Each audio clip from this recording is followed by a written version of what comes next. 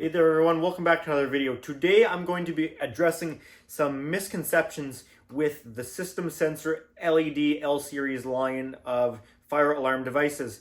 I have a whole video going over these devices that I did a full review, did a full talk about these devices, comparing them to what they replaced, and went over much better detail than I will be in this video of the device as a whole. But one of the things I mentioned in that video is that initially when these were released, they were not spec'd to be listed for use on FWR power or full wave rectified, and they were only had a listing for DC or basically just filter DC, and that had a lot of people concerned that these wouldn't be listed for that full wave rectified power which many fire alarm panels produce. And from the very beginning I said, hang on, I doubt that. Because not only it wouldn't make any sense to release a device in 2024 that doesn't run on full wave rectified, it also wouldn't make any sense for them to list this as a replacement device, which they had done. System Sensor had listed this device, replacing the various models of standard xenon strobe L series, and they had a full replacement list for the devices, and they were listing this as to replace devices that were able to run on full wave rectified, which just wouldn't make sense to say this is a replacement device when it can't operate under the same conditions as the previous device. So today's video is going to be a short one on showing that that is not actually the case, because many people might have a full wave rectified panel and say, hey, I don't want to potentially destroy my device that I just paid this money for. And I am, however, less concerned about that. It's just a device, and worst case scenario, well, we throw it at $80 or whatever I paid for this. I think it was $80 plus shipping, so like over $100. But you know what? I'd rather me do it than have a whole bunch of people get really disappointed when they destroyed their one and only device. So I'm not worried about that happening though, however, because they updated their listing and these are now actually listed by Honeywell/System Sensor as okay to run on full wave rectified, as they should be. Any modern fire alarm device should be capable to run on full wave rectified, and I'm going to actually show that now, see how this works. So this will not be a full review of this device. Obviously, many people have their very strong opinions on the looks, and I also have my opinion. My simple opinion is I don't care. It's just a fire alarm. The majority of people out there are not going to notice or care. And whether you like it or not, functionally, this is a much better, superior device than the standard xenon strobe. That's just the way it is. I'm being realistic. It's a better device. Does it look different? Yeah. I don't care. I actually don't mind the look, especially the ceiling mount version. This, at first I thought, it looks a little weird, but I'm used to it now, and really, I don't give a crap. It's a fire alarm. It's a better device, like it or not. So anyways, I'll keep this pretty simple. I thought it was also interesting, in case you didn't see my last video, some other information on this device. People seem to skip over a very important function with these devices that they have on the Candela Select.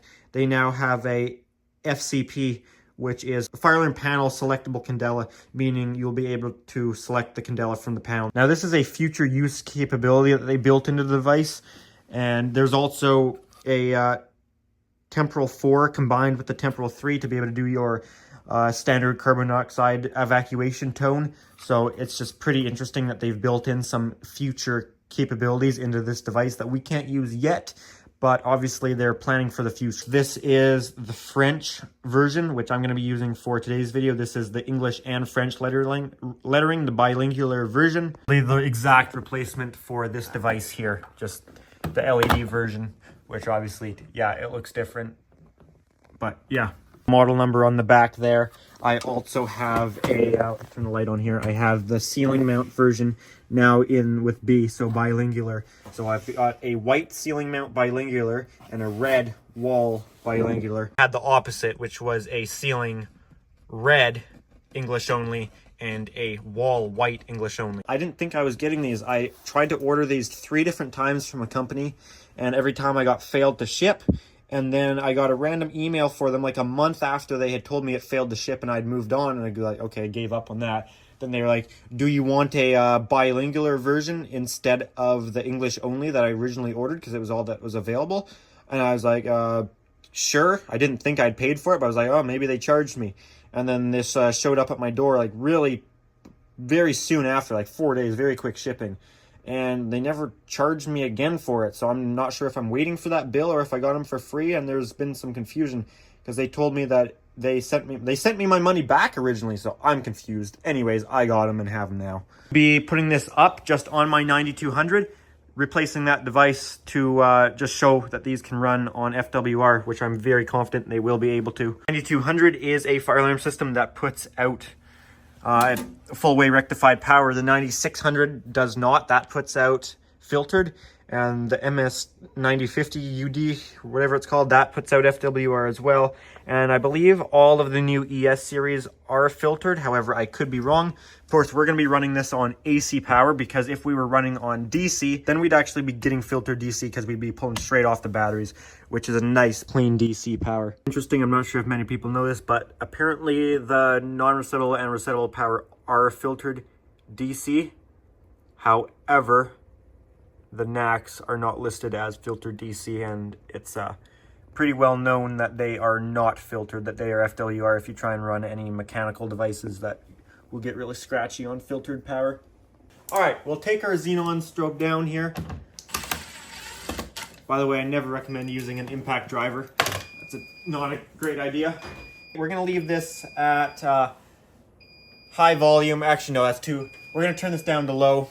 Okay, we are at low volume, standard 15 candela.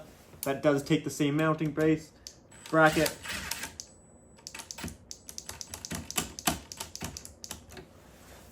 And there we go. There you can see that guy up there, 15 candela. As it's a LED strobe, picks up on the camera at a lower frame rate, much better than the xenon strobes, but we'll switch anyways. Ready.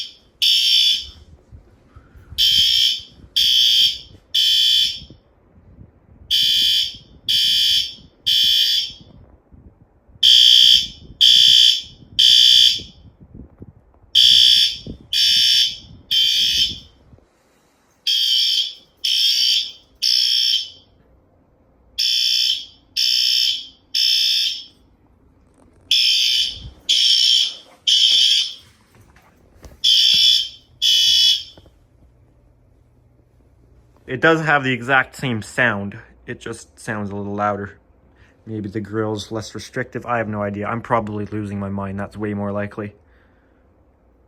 You can see it is doing audible silence or sync mute, selective silence, whatever you want to refer to it as, completely fine. And it's doing it on FWR, which it absolutely should, because it is listed to run on FWR. Some will say, well, you didn't test it for a long period of time to test like over the lifespan of the device. No, I didn't, and no, I can't. But it's listed for it, and at least it's proof it's not going to blow up and catch on fire and run over and punch you in the face right away. So you can be safe that's not going to happen, I guess.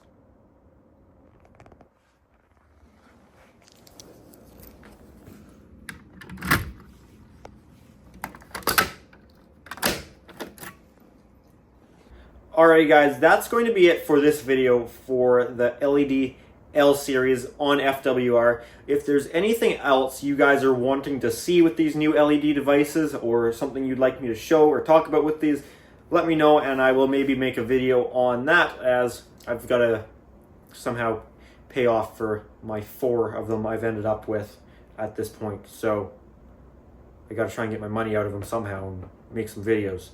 So let me know what you guys want to see. Anyways, that's going to be it for this one. If you enjoyed it, make sure to give it a thumbs up. If you do have any comments, questions, feel free to leave those down in the comment section down below. And if you do enjoy my channel, make sure to subscribe. Also, if you are interested, I do have an Instagram account at Pickle700 for bonus content posted before you'd see it on the YouTube channel, stuff like that. Alrighty guys, thanks for watching.